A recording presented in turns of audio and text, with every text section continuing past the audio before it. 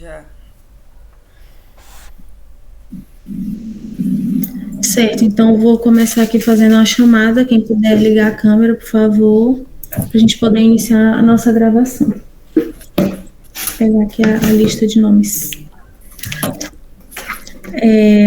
Ana Flávia. Presente. A Marjorie. Gabriela Gomes. Presente. A Emily Leite. Gabriele Ribeiro. Presente. Ana Paula. Presente. João Paulo e Paula Cepeda e eu, né? Estou fazendo a chamada, Ana Lídia. A gente vai começar o nosso trabalho. A Paula vai colocar o slide para a gente poder começar a apresentação.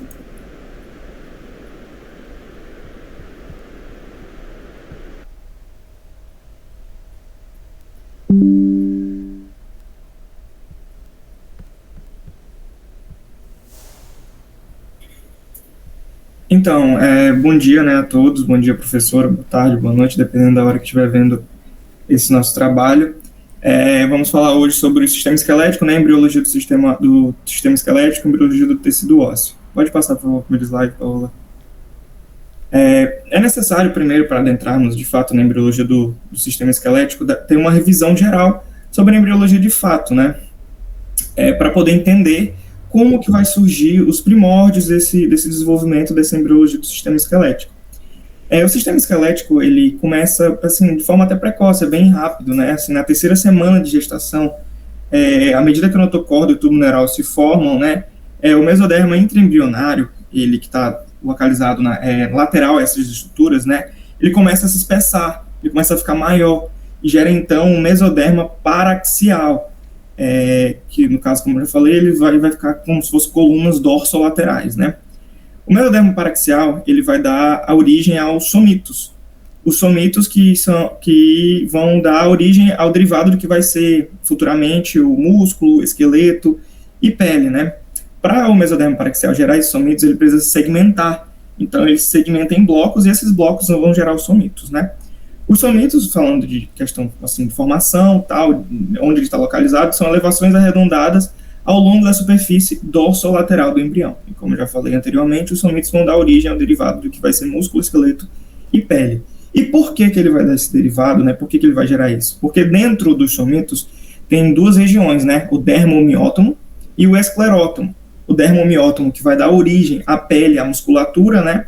Por meio que o miótomo, ele origina mioblastos, que vai dar origem ao músculo, e o dermótomo origina os fibroblastos, né, que vai dar originar ali a pele, né. Já no caso do esclerótomo, ele vai dar origem à parte esquelética, né, principalmente ali as vértebras e costelas, né. Falando em questão de localização, o esclerótomo, ele está mais na região ventromedial do somito, e o dermomiótomo na região dorsolateral. Tudo isso que eu acabei de falar é na terceira semana, né, na parte final da terceira semana. É importante ressaltar que tem que ser utilizado alguns sinalizadores, né, eu acho que mais para frente será dito, então não vou me precipitar muito para falar sobre isso. Isso na terceira semana. Na quarta semana, a célula do esclerótomo forma o mesênquima, né, que será citado mais à frente, e permite a formação dos ossos. Pode passar. Também é importante dizer, só para dar uma relembrada, que a notocorda, ela tem como função definir o eixo do embrião, o eixo do embrião, e serve de base também para a formação do esqueleto axial. E é o futuro local do corpo das vértebras. Já o tubo neural, ele é a estrutura embrionária que vai dar origem ao encéfalo e à medula espinhal. Em relação a essa imagem, essa imagem A, ela é a vista dorsal do embrião de aproximadamente 18 dias. A B, que fica do ladinho, é uma seção transversal do embrião, apresentado em amostra o mesoderma paraxial, a partir do qual esse mesoderma vai dar origem aos somitos, que o João explicou. E a imagem C é a seção transversal do embrião de aproximadamente 22 dias, mostrando o aparecimento dos primeiros somitos. E as pregas neurais também estão prestes a se fundir, né, para formar o tubo neural.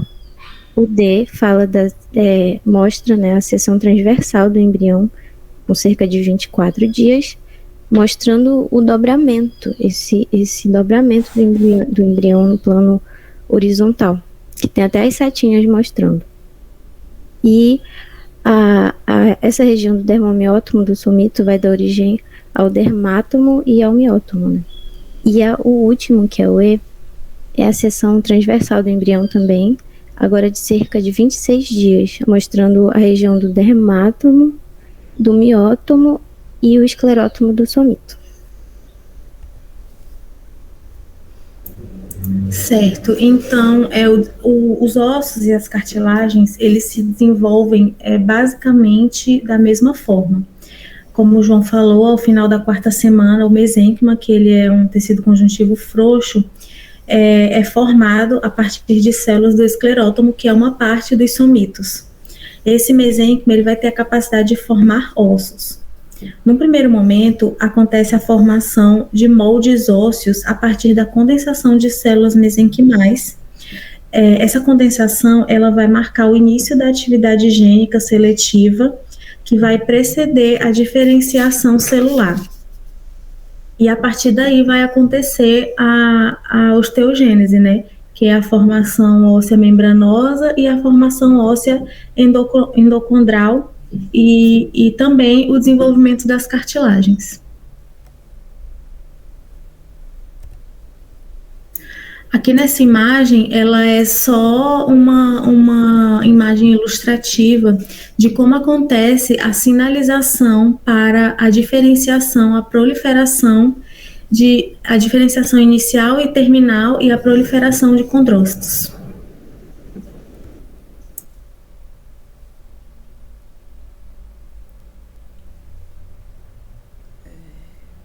Só falando rapidinho de outras sinalizações, além das sinalizações que foram citadas no slide anterior, existem algumas outras sinalizações, né, que é a BMP5 e a BMP7, a GDF5 e a TGF-beta, né?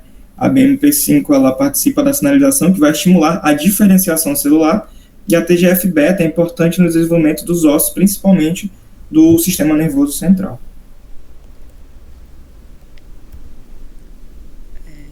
A histogênese da cartilagem, ela se desenvolve durante a 5ª semana, a partir do mesênquima, e ela acontece em áreas onde a cartilagem já está programada para se desenvolver. Então, o mesênquima se condensa para formar os centros de condrificação, e a partir disso, essas células mesenquimais, elas se diferenciam em pré-condrócitos para poder virar condroblastos, que vão secretar as fibrilas colagenosas e a substância, a matriz extracelular, no caso. Depois vai surgir as fibras de colágeno e as elásticas, e elas vão ficar depositadas na substância intercelular. E os 3 tipos, né, de cartilagem são a cartilagem hialina, a fibrocartilagem e a cartilagem elástica.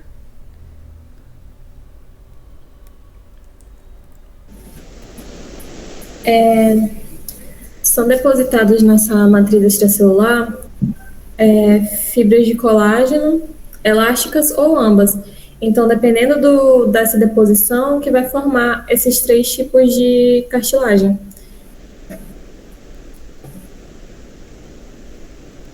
E só para falar assim que essas cartilagens, elas vão ser distinguidas pelo tipo de matriz, né? Então, a cartilagem hialina ela é a mais comum do nosso corpo. Ela está presente em locais onde precisa a amplitude de movimento é maior. A fibrocartilagem ela está presente em locais, ela é mais rígida, né? Mais rica em fibra colágena, e ela está presente, por exemplo, entre os discos intervertebrais, porque são regiões onde é necessário, que sofrem maior estresse mecânico, né? Então é necessário uma fibrocartilagem mais rígida, de mais força. E a gente tem as cartilagens elásticas, que estão presentes, por exemplo, nas aurículas das orelhas externas, e é uma cartilagem mais maleável, né? Também com fibra colágena, mas em maior quantidade de fibra elástica.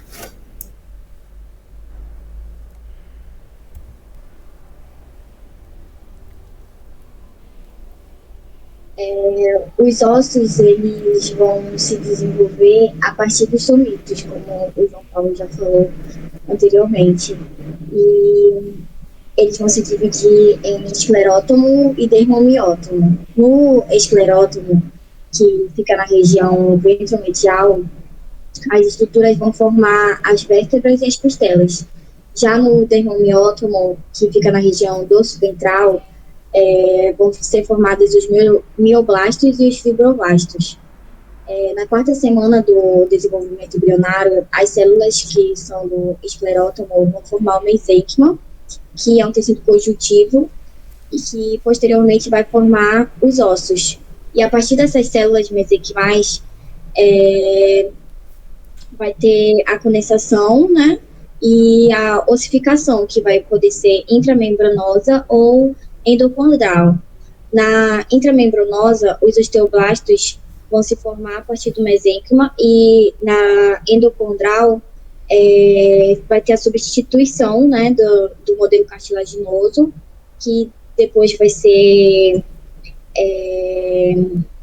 inundado por osteoblastos e vai originar os osteócitos e, posteriormente, o crescimento e a manutenção desse osso.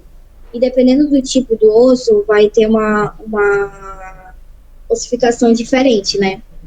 Mas todos eles vão ter os osteoblastos, os osteócitos e a matriz óssea. E dependendo também da vascularização.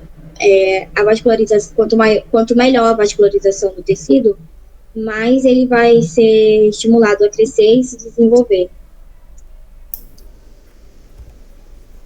Certo. Aí a gente tem aqui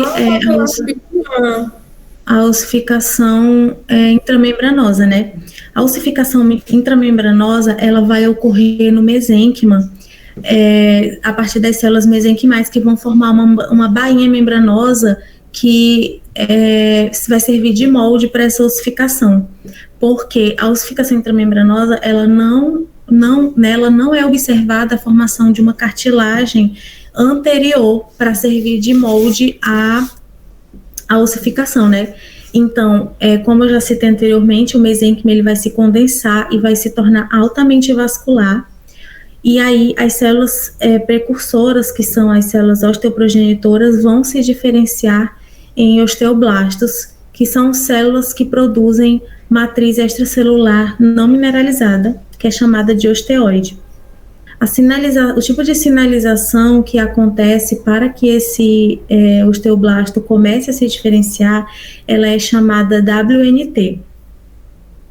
A partir daí, o fosfato de cálcio ele vai começar a ser depositado no tecido osteoide, mineralizando aquela matriz, fazendo com que ela se enrijeça, e os osteoblastos fiquem presos ali naquela matriz, passando a se chamar osteócitos. Pode voltar lá, por favor? Também vai ter a formação das lamelas concêntricas, né, ao redor dos vasos sanguíneos, que vai ser o sistema de Harvey, acho que é assim que se fala, que são os ósteons, né? E vai ter a invasão das células hematopoéticas, já que a medula óssea ela é um local de produção dessas células, né? E é isso. Pode passar, por favor. Agora a gente vai falar, acho que da endocondral. Na ossificação endocondral, que ela também é chamada de formação óssea cartilaginosa, né? Porque é um tipo de formação que ocorre em modelos cartilaginosos que já estavam ali.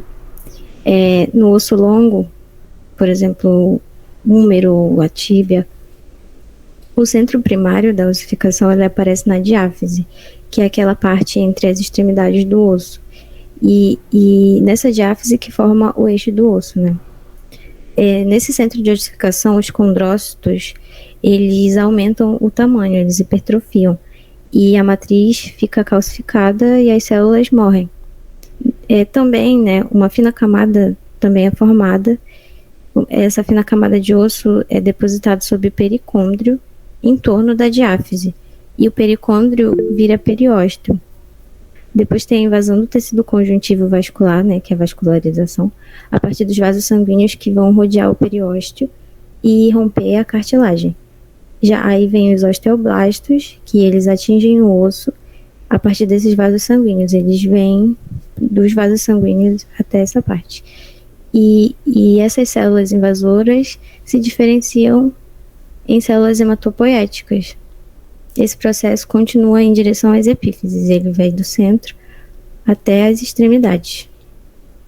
E essas espículas, elas são remodeladas pela ação de osteoclastos, osteoblastos, naquele processo todo de reabsorção, e ele tem um crescimento longitudinal, que ocorre na junção epífise e diáfise. E esse alongamento do osso depende também das placas de cartilagem epifisária, que são aquelas placas de crescimento que tem nas extremidades. E nelas o condrócito se prolifera e participa da formação do osso endocondral. Aí, na direção da diáfise, né, sempre que ele cresce na direção diáfise epífise, as células da cartilagem vão hipertrofiando, elas aumentam de tamanho e a matriz começa a ficar calcificada. Essas espículas são isoladas uma das outras pela invasão vascular que tem dos vasos sanguíneos a partir da medula óssea ou da cavidade do osso longo. Alguém tá me ouvindo? Agora eu tô. Oi? Tá, desculpa. E continuando, a ossificação dos ossos, ela começa no período embrionário, que é mais ou menos 56 dias após a fecundação. E aí, a partir daí, tem o suprimento também materno de cálcio e fósforo para a ossificação.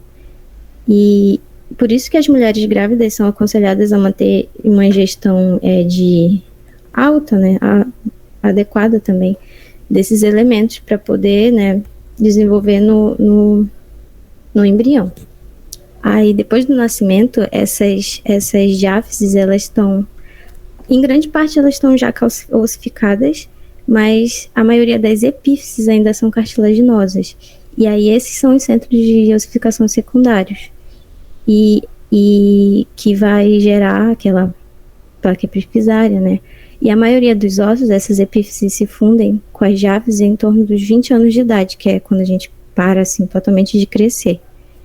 E aí, o crescimento em diâmetro já, né, mais para os lados, ele resulta da deposição no periósteo, na reabsorção, mas para as extremidades ele não vai mais crescer. E é isso. Queria só complementar um detalhe, que quando alguns osteoblastos ali na ossificação intramembranosa ficam presos na matriz extracelular que está sendo calcificada pela deposição de fosfato de cálcio, alguns osteoblastos permanecem na periferia do osso e eles continuam se desenvolvendo, continuam fazendo depósitos e eles ali vão formar uma placa de osso compacto. Entre essas placas de osso compacto vai haver o surgimento de um osso esponjoso, que vai sendo acentuado pelo trabalho dos osteoclastos. Dentro desse osso esponjoso, o mesênquima ele vai se diferenciar em medula óssea. E essa manutenção do osso, né, a regulação da remodelação óssea, ela é feita a partir de hormônios, como o paratormônio, a calcitonina, e também por algumas citoninas.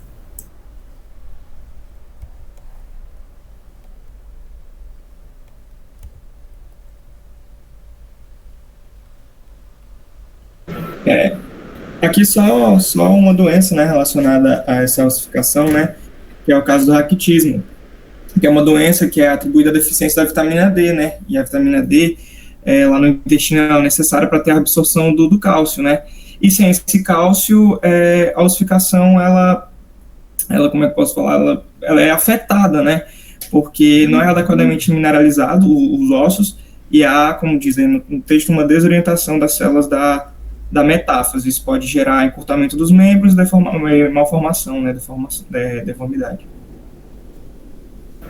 O raquitismo também, né, a gente sabe que ele pode atrasar o fechamento das fontanelas dos ossos de crianças, né, de bebês. E o raquitismo hereditário por vitamina D, ele resulta de mutações no receptor de vitamina D, diferente do que o João acabou de comentar, né, que é sobre a questão da absorção de cálcio no intestino.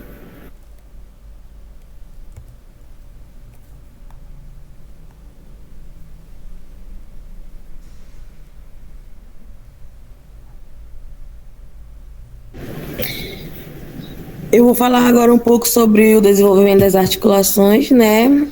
Que vai se iniciar, então, por volta da 6ª semana gestacional, a partir do mesênquima denso, na zona intermediária, que é uma região de mesênquima interzonal fica entre duas cartilagens revertidas, né? Por um pericôndrio. A gente vai ter, então, 3 tipos de articulações, e cada um vai se desenvolver de uma maneira singular. Assim, na articulação fibrosa, a gente vai ter a diferenciação desse mesênquima interzonal em tecido fibroso, como, por exemplo, as estruturas do crânio. Na articulação cartilaginosa, a gente tem uma diferenciação, e essa diferenciação ela ocorre na cartilagem hialina, como com cartilagem hialina, né? Como na articulação costocondral, ou fibrocartilagem, como na sínfise púbica.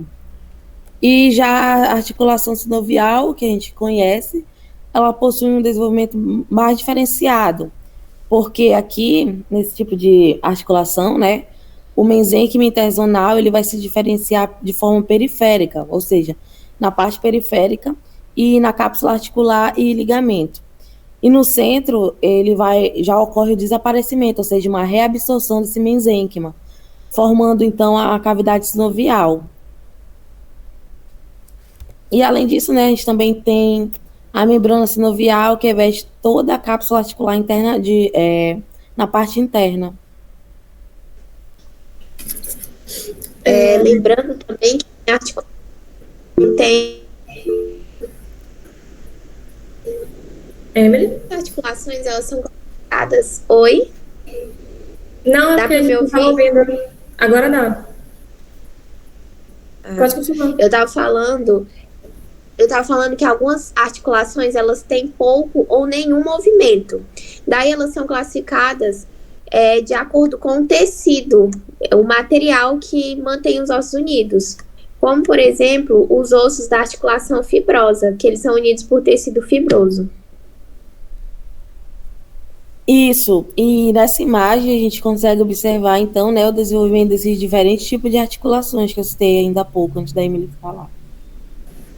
Só explicando um pouquinho essa imagem, a gente encontra ali o mesênquima interzonal no osso em desenvolvimento, no A, e as articulações primordiais, elas podem se diferenciar em articulação sinovial, ali presente em B, articulação cartilaginosa, presente em C, e articulação fibrosa, presente em D. Aí só as cores ilustrativas, né, mostrando o mesênquima frouxo corado em rosa. Aí ali na articulação sinovial, a gente tem a presença da cavidade, que vai comportar o líquido sinovial. Também temos a presença da cápsula, que ela é composta pela membrana sinovial e pela cápsula fibrosa. Ali nós temos no C a cartilagem com o mesênquima denso e na D tecido fibroso. Eu queria só comentar rapidinho que durante essa fase de desenvolvimento da cartilagem, é muito importante um ambiente intrauterino saudável, ou seja, que não restringe os movimentos fetais. Porque se o bebê não tiver espaço para se movimentar, para se mexer mesmo, movimentar os membros, isso pode interferir no desenvolvimento das mãozinhas, dos braços e das pernas do bebê e causar uma fixação nas articulações.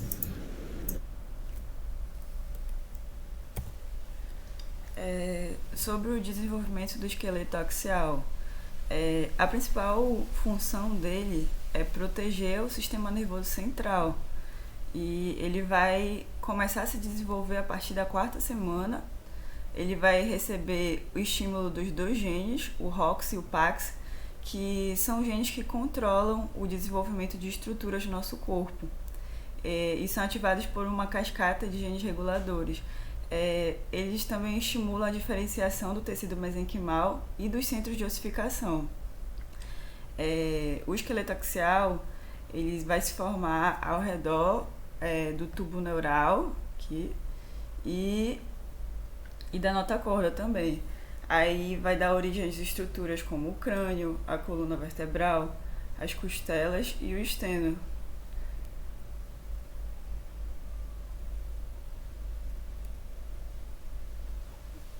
É importante a gente lembrar Eu comentar que é importante a gente lembrar que ela é estimulada, o desenvolvimento do esqueleto axial pelos genes ROX e PAX. Só isso mesmo.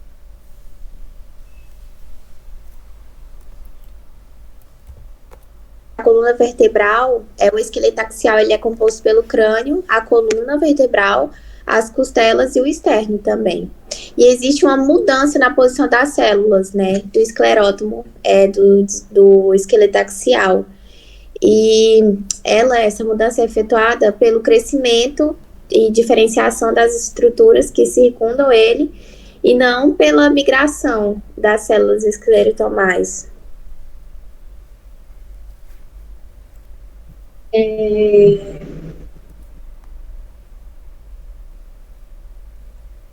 Então, aqui no desenvolvimento da coluna vertebral, ela acontece primeiramente numa fase pré-cartilaginosa ou mesenquimal, que é uma fase onde as células mesenquimais do esclerótomo, que é aquela parte ventromedial dos somitos, são encontradas em 3 áreas.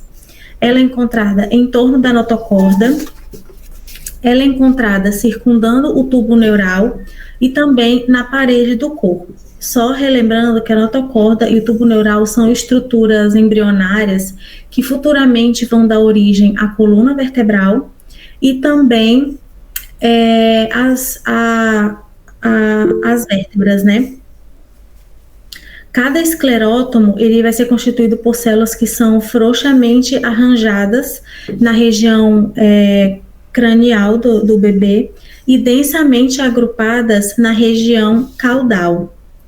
Algumas dessas células que estão densamente compactadas, encontradas na região caudal, vão se mover até a região cranial, né, oposto no movimento, fazendo um movimento oposto ao centro do miótomo, que é a placa muscular que fica nessa região, onde vão se formar os discos intervertebrais. As células que sobram vão se fundir com as células que estão na região cranial e para formar o centro mesenquimal, que é o primórdio do corpo vertebral.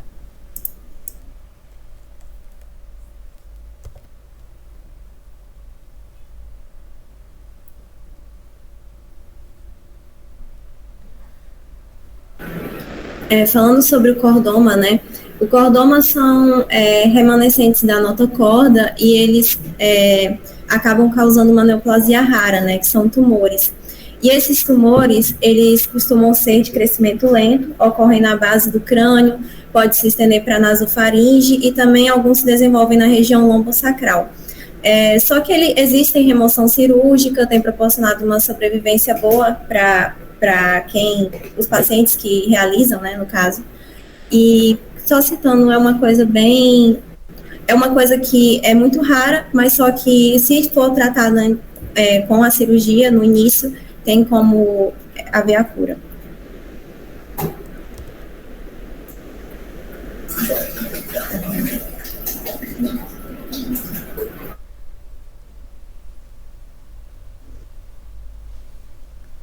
Quem Alô? Oi? Emily, tu tinha levantado a mão, né? Tu pode só voltar ali rapidinho no no slide de coluna vertebral, porque ainda tem alguns detalhes, né, para serem falados. Quando acontece essa movimentação de células, os nervos eles vão ficar perto dos discos intervertebrais e as artérias intersegmentares, que são ramos arteriais da região dorsal, vão se encontrar de cada lado dos corpos vertebrais. No tórax, as artérias intersegmentares dorsais se tornam artérias intercostais. Aí a notocorda ela vai se degenerar e vai acontecer que um cercamento, né, pelos corpos vertebrais em desenvolvimento, essa notocorda degenerada, né, vai cercar os corpos vertebrais em desenvolvimento e vão se expandir para formar um centro gelatinoso do disco intervertebral, que é chamado de núcleo pulposo. Esse núcleo pulposo ele é circundado por fibras que vão formar um anel fibroso. A união do núcleo pulposo com o anel fibroso forma um disco intervertebral, que a gente sabe que é formado por cartilagem, né? O arco neural, que é um primórdio do arco vertebral, ele é formado por células mesenquimais que vão circundar o tubo neural. E também observa-se a formação dos processos costais, que vão dar origem às costelas mais para frente, que é formado pelas células mesenquimais da parede do corpo. E é isso. O estágio cartilaginoso do desenvolvimento vertebral, ele ocorre durante a 6ª semana. E esses centros de contrificação aparecem em cada vértebra mesenquimal. Os dois centros se fundem no final do período embrionário para formar um centro cartilaginoso. E, ao mesmo tempo, os centros dos arcos neurais se fundem um com o outro e com o centro. Aí tem os processos espinhosos e transversos, que se desenvolvem a partir da extensão dos centros de contrificação no arco neural, e a contrificação se espalha até que uma coluna vertebral cartilaginosa seja formada, como mostra aqui na imagem. Alguém quer complementar? A gente pode perceber que os estágios de desenvolvimento vertebral, né? Nessa imagem A, a primeira imagem é uma vértebra mesenquimal já na 5ª semana.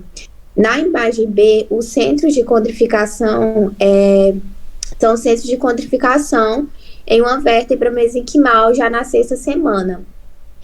O arco neural é o primórdio do arco vertebral dessa vértebra. Na imagem C, os centros de ossificação vertebral, eles são primários e estão em uma vértebra cartilaginosa já na 5ª semana. Na D, a vértebra torácica já é uma vértebra torácica no nascimento e ela consiste em 3 partes ósseas. E na E e a F são as vistas da vértebra torácica típica na puberdade.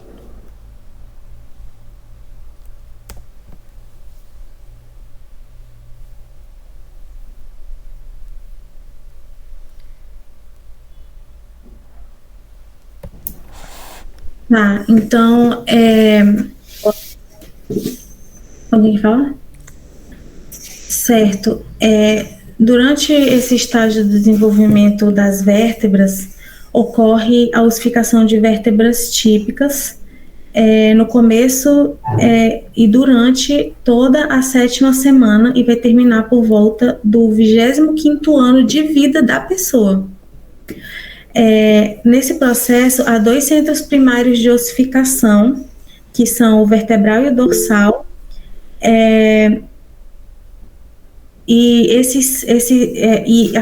vai acontecer a formação de um centro de ossificação. Esses centros de ossificação eles vão se unir, né, e vai formar esse único centro.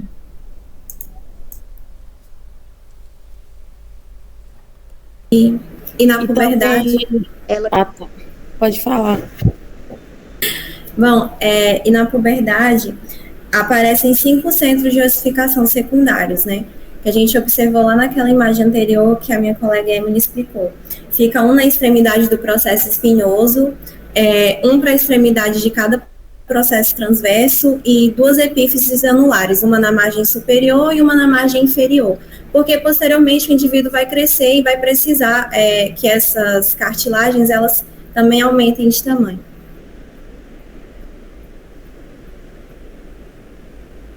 A Emily levantou a mão.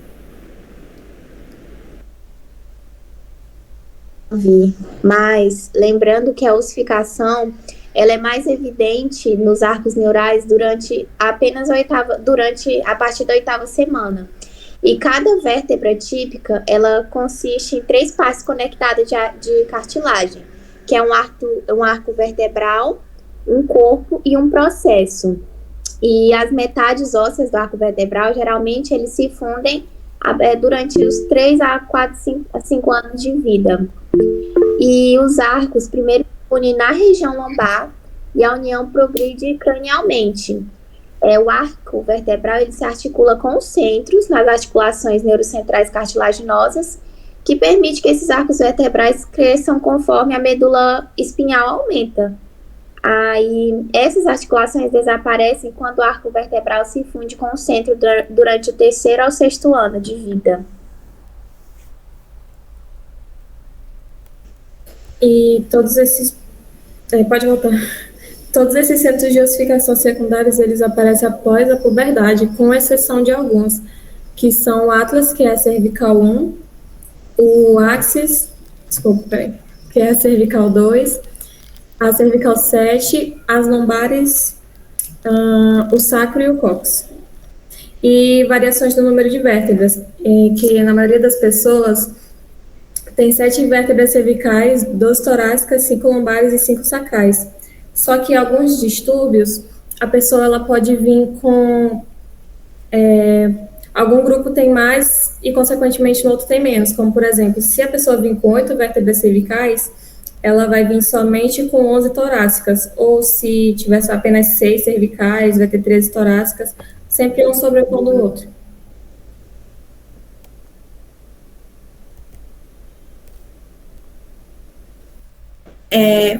Bom, a costela, ela se desenvolve a partir dos processos costais mesenquimais das vértebras torácicas, como a minha amiga Ana Lídia já disse anteriormente. Então, a gente pode considerar que esses processos costais são os primórdios das nossas costelas. E uma coisa que é importante salientar é que há a troca, né, de tecido mesenquimal pela cartilagem, e nisso ele fica cartilaginoso durante todo o período embrionário, e quando nós já vamos para o período fetal, elas são ossificadas, ocorre uma ossificação endocondral das costelas.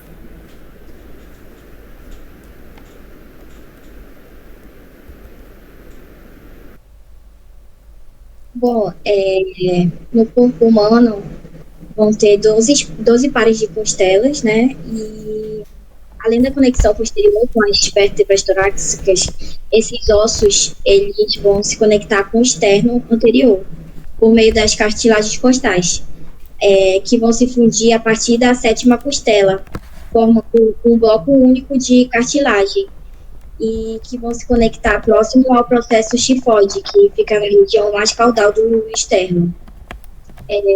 A 11ª e a 12ª costela, elas são flutuantes, então elas não se conectam ao externo e podem não estar presentes também em alguns indivíduos. O externo ele vai ter origem mesenquimal, né, pelas mesenquimas verticais, que são as barras externais fundidas na região ventrolateral da parede do corpo do embrião. E sobre as costelas acessórias, né, que geralmente elas são rudimentares e resultantes do desenvolvimento dos processos costais das vértebras cervicais ou lombares. Esses processos, eles geralmente formam costelas apenas na região torácica. Essa costela acessória, a mais comum é a costela lombar. Porém, geralmente, do ponto de vista clínico, ela é uma costela insignificante. Uma costela cervical, ela ocorre em 0,5% a 1% das pessoas. Essa costela supranumérica, ela também é geralmente ligada ao manúbio do externo, ou à sétima vértebra cervical, e pode ser fundida com uma primeira costela, né?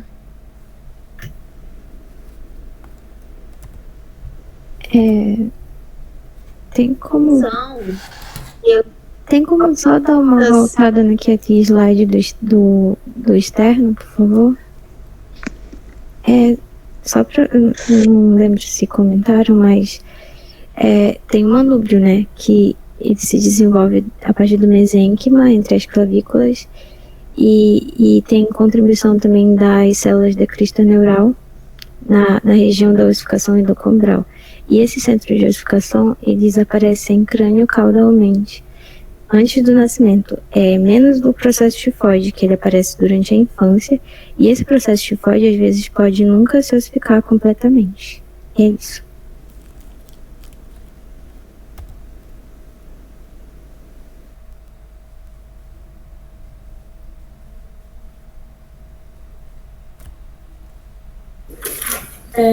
O desenvolvimento do crânio, ele se desenvolve a partir do mesênquima, em torno do encéfalo em desenvolvimento. E o crescimento do neurocrânio, ele é iniciado a partir de centros de ossificação dentro do mesênquima e do desmocrânio, que é o primórdio do crânio. E esse crânio, ele vai ser separado em neurocrânio, que envolve o encéfalo, e o viscerocrânio, que posteriormente vai dar origem ao esqueleto facial, derivado de arcos faríngicos, que, se a gente não lembra, eles são percussores da face e do pescoço.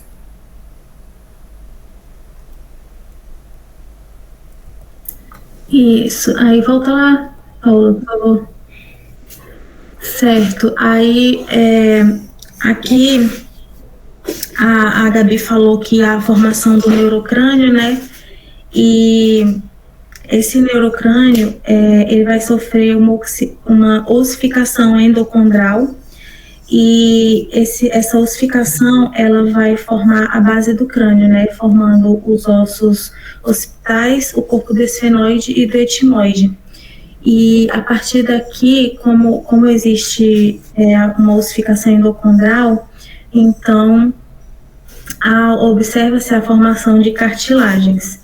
Tem a cartilagem paracondral, a cartilagem hipofisária e as cápsulas ópticas. A cartilagem paracondral, ela vai se formar em torno da extremidade cranial da notocorda, e ela vai se fundir, elas se fundem as cartilagens derivadas das regiões do esclerótomo dos somitos occipitais, contribuindo para a base do osso occipital.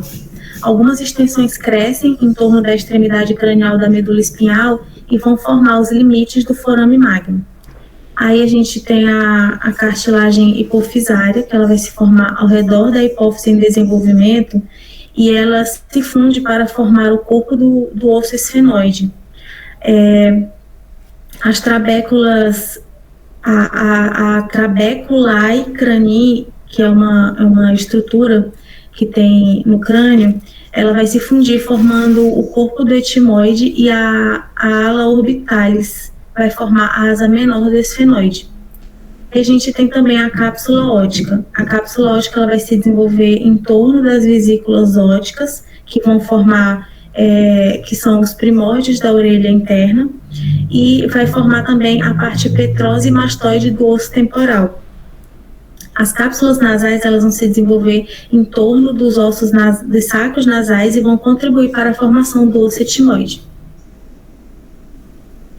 Tem também o neurocrânio cartilaginoso, que eu queria falar um pouquinho sobre ele, que inicialmente esse neurocrânio cartilaginoso, também pode ser chamado de condrocrânio, né?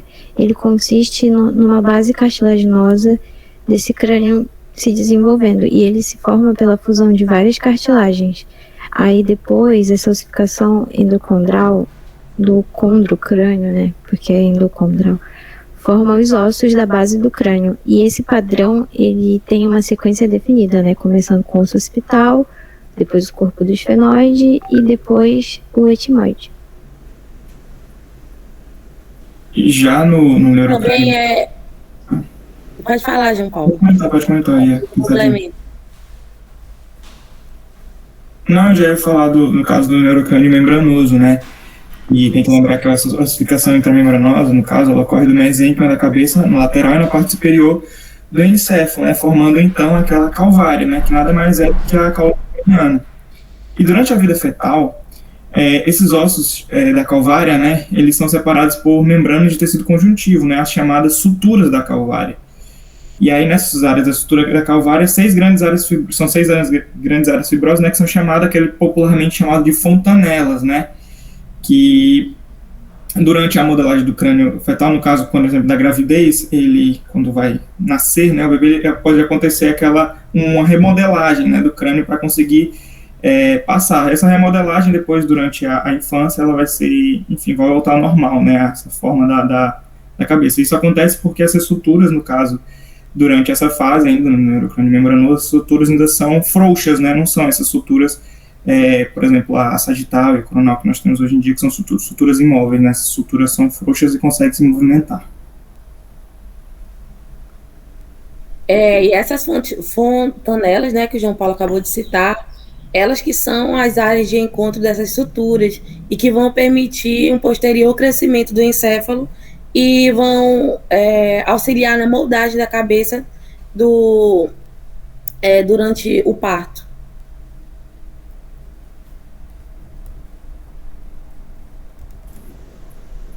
Volta lá, Paula, vou só explicar a imagem rapidinho.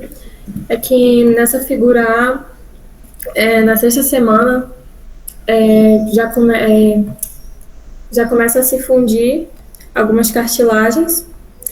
E na B a gente já vê a presença de algumas fusões e a aparição já de alguns formatos de osso, como por exemplo a cápsula óptica se formando ali o meato acústico interno. Ali no C já forma a base cartilaginosa do condocrânio, a partir dessa junção dessas cartilagens. E a imagem D já é as derivações que se formam a partir dessas cartilagens, como, por exemplo, essas coradas em branco está formando o osso occipital, a escama temporal. Esses corados em rosa, que é o neurocrânio membranoso, está formando o osso frontal e o osso parietal. Esses corados azuis são o viscerocrânio cartilaginoso, formando alguns ossos que estão presentes nas nossas orelhas, que são a bigorna, o externo a bigorna, o estíbio e o martelo. E esses corados em rosa mais escuros são o viscerocrânio membranoso, que vai dar origem à maxila, à mandíbula. E é isso. Não, Paula, pode voltar só no slide lá para falar, no outro ainda anterior. Isso, que é para falar dessa parte do crescimento do neonato e crescimento pós-natal do crânio, né?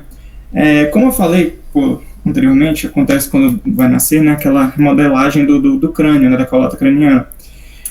Após isso, né, após o nascimento, durante o nascimento o crânio se torna redondo, né, e seus ossos são delgados. Ele ainda continua grande em relação ao restante do esqueleto, e a face ela é relativamente pequena em relação à calota craniana. Isso é resultado do pequeno tamanho da mandíbula e da ausência virtual dos seus paranasais e subdesenvolvimento dos ossos faciais, né? Já no caso do crescimento pós-natal do crânio, as suturas fibrosas da calota craniana permitem, como eu já falei anteriormente, que o encéfalo cresça durante a infância, né? Ela permite essa mobilidade ainda. E, como eu estava falando, permite que ele cresça, né? E cresce principalmente nos 2 primeiros anos, né? Que são os anos de maior crescimento, assim, do encéfalo. É o período mais rápido de crescimento, né? Esse encéfalo pode crescer geralmente até os 16 anos, né? E após isso, tem uns 3, 4 anos ali que ele vai só se espessar os ossos, né? Assim, os ossos vão entrar em um crescimento em espessura. Basicamente, é isso. Certo, eu queria só comentar também aqui um pouco a formação do viscerocrânio, porque a gente sabe que o nosso crânio ele é formado por duas partes, né, o neurocrânio e o viscerocrânio. Então tem a formação, o viscerocrânio também é formado, tem dois tipos de formação, que é o cartilaginoso e o membranoso. Vou falar um pouco aqui sobre o viscerocrânio membranoso. A ossificação intramembranosa do viscerocrânio, ela vai ocorrer na proeminência maxilar do primeiro arco faríngeo. Posteriormente, formam-se os ossos escamosos do temporal, a maxila e o zigomático. O osso escamoso do temporal, ele vai se tornar parte do neurocrânio. Daí, a proeminência da mandíbula do primeiro arco faríngeo, ela vai se condensar e vai sofrer uma ossificação intramembranosa para formar também a mandíbula. No mento, que é a região do queixo, e no côndilo mandibular, vai ocorrer uma ossificação endocondral.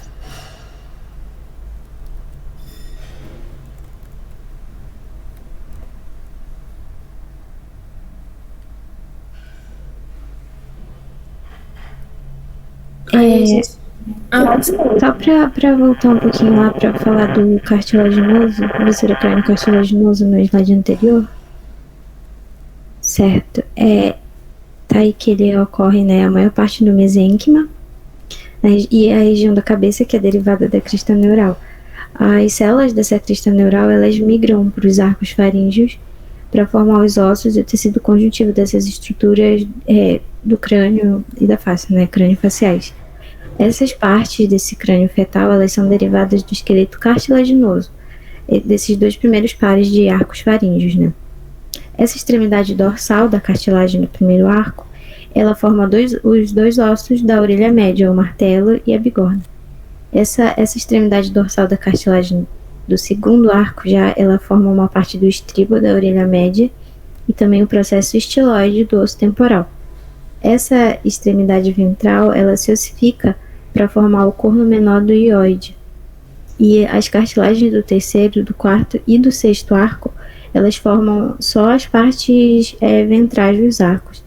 E as cartilagens do terceiro arco formam os cornos maiores do osso hioide.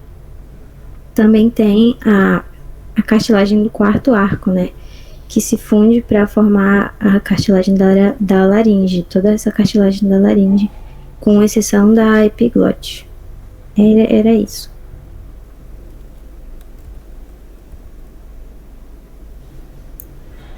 Certo. Volta lá, Paola, segura lá naquele slide que ainda tem bastante coisa para falar sobre ele. A gente vai falar um pouco agora sobre o crânio do neonato. O João Paulo, ele chegou a citar para a gente lá que o crânio do bebê, ele sofre uma modelação. Ele sofre uma modelação para poder passar no canal vaginal, né? E após se recuperar da modelagem, o crânio do recém-nascido ele vai se tornar arredondado e os seus ossos nessa fase eles são mais delgados, né? Esse crânio ele é do bebê, ele é grande em proporção ao resto do esqueleto e a face dele é relativamente pequena em relação à calvária, né? Então esse bebê, por que essa face é pequena e o crânio dele é grande em relação ao tronco, né? Porque ele possui uma mandíbula pequena, ele possui ausência virtual dos seios paranasais e ele também possui ainda um subdesenvolvimento dos ossos faciais. Alguém quer falar sobre o crescimento pós-natal do crânio? Só vamos deixar a Emily tentar falar, porque a internet dela tá dando muito problema. E vamos ver se ela consegue. E se ela já se me ouvir? Vamos. Agora tá, amiga. Agora tá. Pode falar. Tá? Então eu vou falar sobre o crescimento pós-natal do crânio. Vou iniciar sobre o assunto. Existem as suturas, né, fibrosas, e essas suturas fibrosas da calvária do neonato, elas permitem que o encéfalo ele cresça durante toda a infância. E aí esse aumento do tamanho da calvária é maior durante os primeiros 2 anos de vida, que é o período mais rápido de crescimento pós-natal do encéfalo. Aí, normalmente, a calvária ela aumenta a capacidade né, de tamanho, até cerca de 16 anos. Depois disso, geralmente, ela aumenta levemente, de 3 a 4 anos, porque os ossos vão se espessando mais. E o rápido crescimento dessa face e da mandíbula coincide com o saimento, com a erupção dos dentes primários. E essas alterações faciais, elas são mais acentuadas após o saimento, a erupção dos dentes secundários, que são os dentes permanentes. E, posteriormente, né, o alargamento da região frontal e facial, ele está associado com o aumento do tamanho dos seios nasais, como a Ana Lídia falou, ou frontal, maxilar, o esfenóide e os etimoidais. E a maioria desses seios paranasais, eles são rudimentares, ou eles são ausentes no momento do nascimento. E o crescimento desses seios, ele altera toda a forma da face e também altera a nossa voz.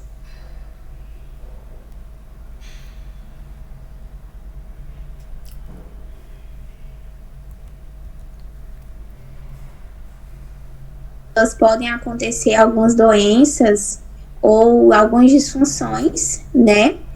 E a gente vai falar um pouco delas.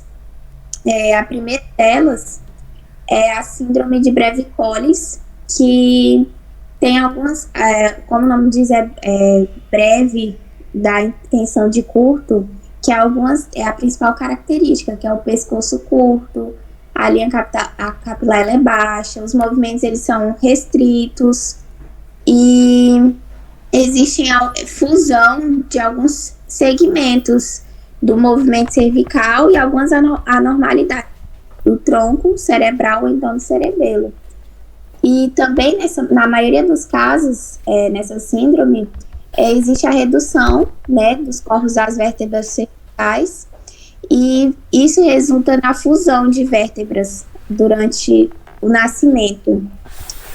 E em alguns casos também existe uma falta de segmentação de vários elementos da região cervical da coluna vertebral.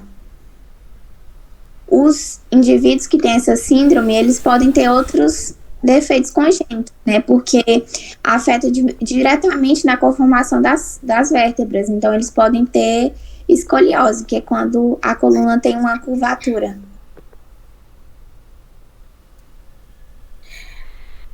Eu gostaria de falar um pouco sobre a cranioestenose, que é um fenômeno que consiste, né, no fechamento precoce das fontanelas. Esse processo ele pode causar também graves lesões neurológicas devido ao impedimento do crescimento normal do encéfalo, e também ele resulta em deformidade da cabeça, né? Essa condição ela pode ser de origem sindrômica, quando a pessoa tem quando essa cranioestenose ela tem origem genética, né? E nesses casos os indivíduos eles podem apresentar retrusão do terço médio e exoftalmia, sendo comum nas síndromes de Apert, se eu não me engano, de Crouzon e outras. E também quando a cranioestenose ela não é sindrômica, a gente vai ter a fusão de apenas uma sutura craniana. E a partir disso, o crânio ele fica mais alongado com formato ovalado, apenas para um dos lados, que é consequência da malformação craniana. A espinha bífida, ela acontece mais frequentemente nas meninas do que nos meninos, e ela acontece por causa de uma falha na fusão das metades dos arcos neurais cartilaginoso embrionário, e resulta em vários tipos de espinha bífida, que são os principais defeitos congênitos. E cerca de 80% dos casos de espinha bífida são abertos e cobertos por uma fina membrana de tecido neural expostos.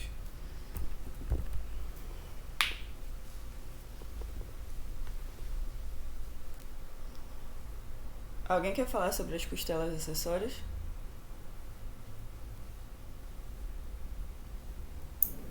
Elas geralmente são rudimentares, mas elas resultam do desenvolvimento dos processos costais das vértebras cervicais ou então das vértebras lombares.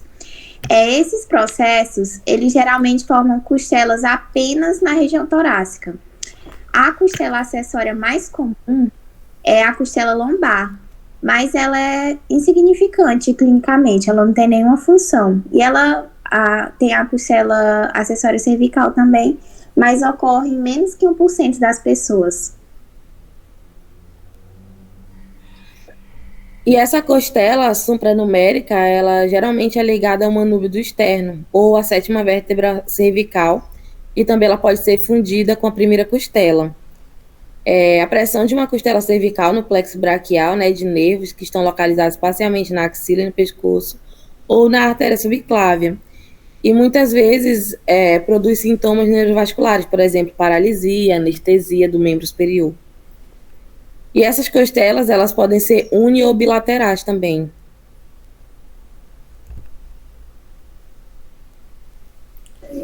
Também tem as costelas fundidas.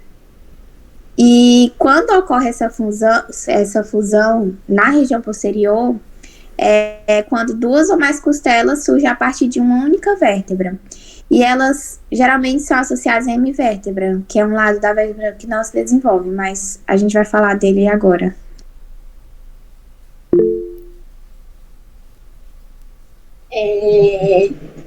Em circunstâncias normais, né, os corpos vertebrais em desenvolvimento, eles vão ter os dois centros de condrificação, que logo vão se unir.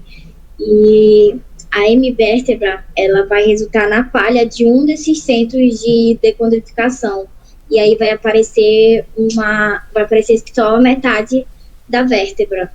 E isso vai causar a escoliose congênita, em sua maioria, ou então pode causar a escoliose miopática, que vai ser a fraqueza dos músculos da costa. Aí também, pode passar, por favor?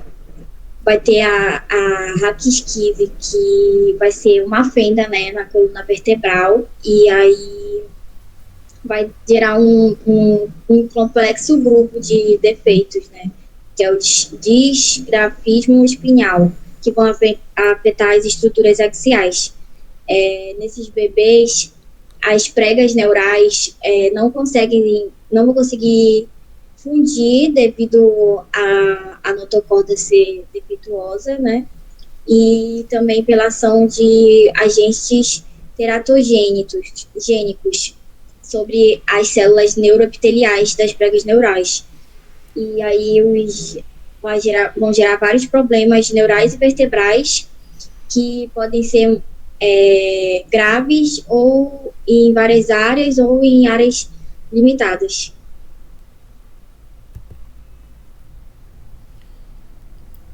As anomalias do externo, elas acontecem quando acontece uma depressão na parte inferior do externo. E essa anomalia, essa depressão é responsável por 90% dos defeitos da parede torácica. Os meninos são mais afetados e a causa principal, provável para isso acontecer, é o crescimento excessivo da cartilagem costal, que desloca a parte inferior do externo para dentro. E são casos comuns, isso acontece, e não são de interesse clínico.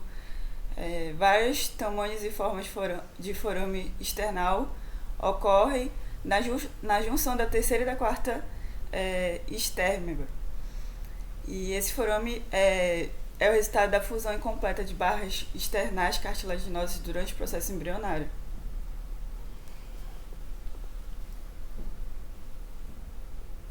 Os defeitos cranianos congênitos, eles variam de grandes defeitos que chegam a ser incompatíveis com a vida a uns menores insignificantes. Nos grandes defeitos, muitas vezes tem a herniação das meninges ou do encéfalo, ou ambos. A crania, ela é a ausência total ou parcial do neurocrânio, da caixa craniana, e que pode estar acompanhada de grandes defeitos da coluna vertebral. A crania associada com a meroencefalia, que é a ausência parcial do encéfalo, ocorrem aproximadamente 1 a cada 1.000 nascimentos e é incompatível com a vida. A meroencefalia ela resulta da falha do fechamento da extremidade cranial do tubo neural durante a 4ª semana e ela causa a falha na formação do neurocrânio.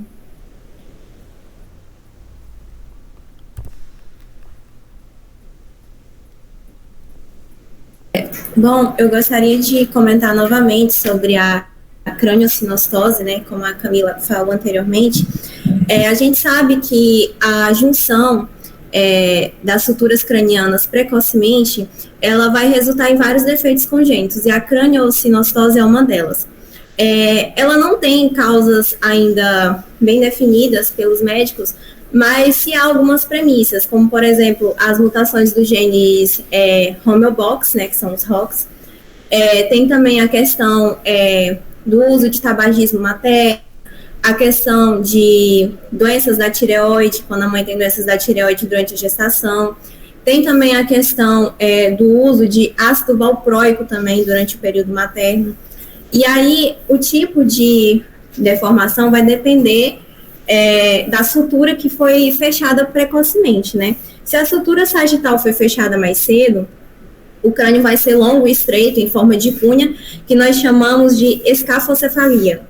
Quando é um fechamento prematuro da sutura coronária, resulta num crânio mais alto, como se fosse uma torre, como está aqui na imagem, a imagem C, e nós chamamos de braquicefalia. Já se a sutura coronal, ela se fechar prematuramente apenas em um lado, ele vai ser assimétrico, né, fechado apenas para um lado, que nós chamamos de plagiocefalia, e quando o fechamento é prematuro na parte frontal, que está exibida aqui na imagem D, a criança ela vai ter uma deformidade na parte dos olhos, né, a parte orbital dela vai ter uma distância diferente da comum.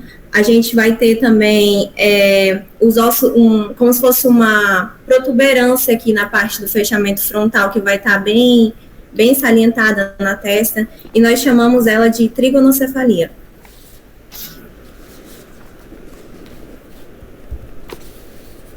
Eu vou falar um pouquinho sobre... Pode falar. Que acontece em recém-nascidos, que ele é o resultado do desenvolvimento anormal do sistema nervoso central, em que o encéfalo e o neurocrânio, eles não conseguem crescer. E, geralmente, né, os recém-nascidos com microcefalia, eles nascem com a calvária do tamanho normal ou ligeiramente pequenas. E as fontanelas dessas crianças, elas se fecham durante a 1ª semana da infância. E as outras suturas se fecham durante o 1º ano já da idade dela. E as crianças com microcefalia, elas têm as cabeças bem pequenas e elas podem possuir alguns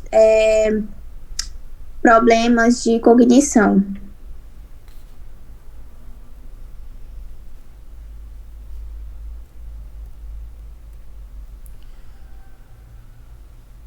Certo. Aí aqui as anomalias da junção crânio-vertebral é uma doença associada também à malformação do crânio em bebês, e elas são anomalias congênitas que ocorrem em aproximadamente 1% dos recém-nascidos, mas elas podem não produzir sintomas até a vida adulta.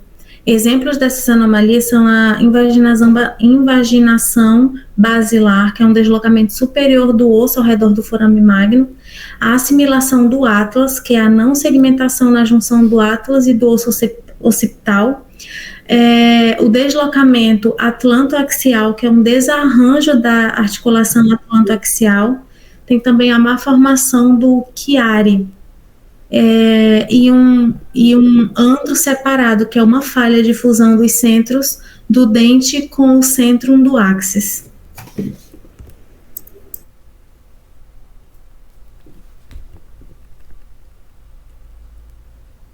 Bom, o desenvolvimento do esqueleto apendicular, ele forma as estruturas dos ossos da cintura, peitoral, a clavícula e escápula, a cintura pélvica que é a pelve, o ilho, o pubis e o isquio, e os ossos dos membros superiores e inferiores, que é o braço, o antebraço, a mão, a coxa, a perna e o pé. Ele se inicia a partir da 5ª semana, por meio dos centros de contrificação. O molde dos ossos são formados por cartilagem hialina. Aí, por meio das condensações de mesênquima, no broto dos...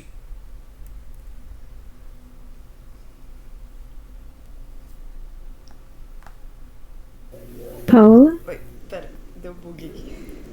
Tá. Pode continuar. Posso continuar? Tá. Essa ossificação, né, ela começa nos ossos longos por volta da 8ª semana. E ela começa inicialmente, ela ocorre nas diáfises do osso a partir dos centros de ossificação primário, né?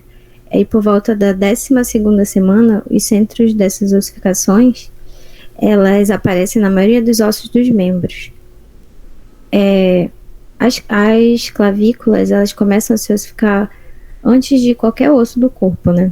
Aí, depois das clavículas, vem o fêmur, que são os próximos ossos a mostrar os traços de ossificação. E a primeira indicação do centro de ossificação do modelo cartilaginoso do osso longo é visível próximo do centro da diáfise, né? Esses centros primários, eles aparecem em momentos diferentes nos diferentes ossos, né? Mas a maioria deles aparece entre a 7ª e a 12ª semana. E praticamente todos os centros de ossificação estão presentes desde o nascimento. Esses centros de ossificação secundários, por exemplo, tem no joelho, que ele já aparece desde o útero, ele já está lá. A maioria desses centros secundários, eles aparecem após o nascimento. E o osso, ele é formado a partir do centro primário, na diáfise, que não se funde até ser formado os centros secundários nas epífises, até que o osso atinja, né, o comprimento adulto. Esse atraso nessa ossificação permite o alongamento do osso, que ele possa continuar até o tamanho final ser atingido, que é depois da puberdade, né, lá tem literatura que fala que é até os 20 anos de idade. E, durante esse crescimento ósseo, tem uma placa de cartilagem que chama de placa de cartilagem epifisária. Ela fica entre a diáfise, e a epífise, que são as extremidades. Essa placa epifisária, ela é depois substituída pelo desenvolvimento ósseo, né, em cada um dos lados, do diafisário e do epifisário. Aí, quando isso ocorre, o crescimento do osso cessa. Só queria fazer um adendo do desenvolvimento da clavícula, que ele ocorre inicialmente por ossificação intramembranosa, e depois se formam cartilagens de crescimento em ambas as extremidades da clavícula. Eu queria comentar rapidamente também sobre a questão da idade óssea. Um exame, né, que usa a radiografia das mãos para a gente poder saber algumas doenças como acromegalia, hipertuitarismo, e ela avalia o crescimento e fusão dos centros epifisários. E há uma variação entre os sexos, né? Quando nas meninas, como a gente tem um desenvolvimento mais precoce, e nos meninos é menos precoce. E essas radiografias vão dizer, né, são importantes fatores clínicos para falar sobre as doenças que eu acabei de falar anteriormente.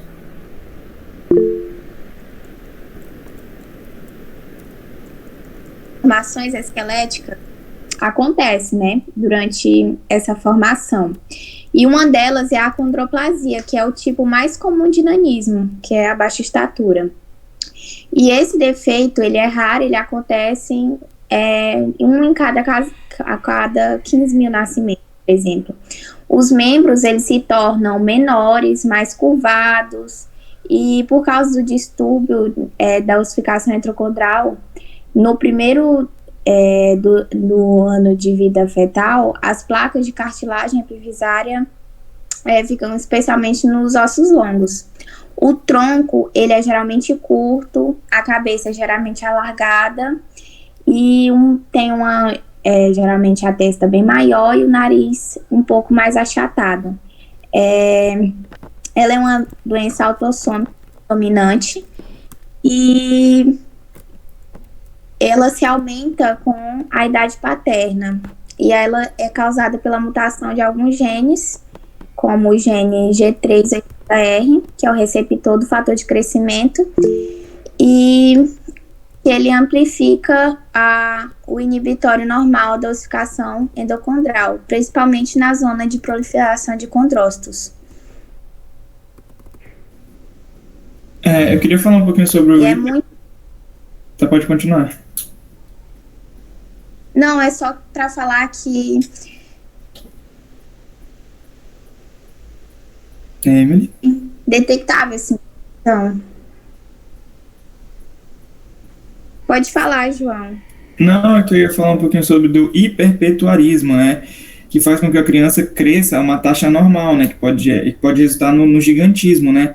Que são alturas, proporções assim, excessivas no corpo, né? E esse gigantismo, por exemplo, às vezes pode não estar relacionado só à fase do crescimento, na infância e tal, assim, a pessoa até após adulta mesmo, existem casos onde continua crescendo, né? E no caso dos adultos também pode gerar acromegalia, né? Que é a região aqui da face que fica aumentada, né? Alargamento dos tecidos moles, aí que aumenta o nariz, a orelha e tal. E é isso, ele fala aqui que o gigantismo e a acromegalia resulta de uma secreção excessiva, né, do hormônio do crescimento, que é o GH. Isso, aí eu vou falar um pouco sobre o hipotireoidismo, que pode ser chamado também de cretinismo. Ele é uma deficiência, o hipotireoidismo é uma deficiência grave da produção fetal de hormônio da tireoide, que resulta em cretinismo, que é uma condição caracterizada pelo retardo do crescimento, deficiência mental, anormalidades esqueléticas e auditivas e distúrbios neurológicos. A idade óssea aparece como menos do que a idade cronológica, porque o desenvolvimento epifisário está atrasado. O cretinismo é raro, exceto em áreas onde há falta de iodo no solo e na água. A agenésia, que é a ausência da glândula tireoide, também pode resultar no cretinismo. Pode passar, Paula, o slide. Pode passar também. Certo, então é isso, a gente encerra o nosso trabalho aqui. Obrigada. Obrigado, tchau, tchau, bom dia. Obrigada, tchau, tchau. Obrigada. Obrigada, gente. Tchau, tchau.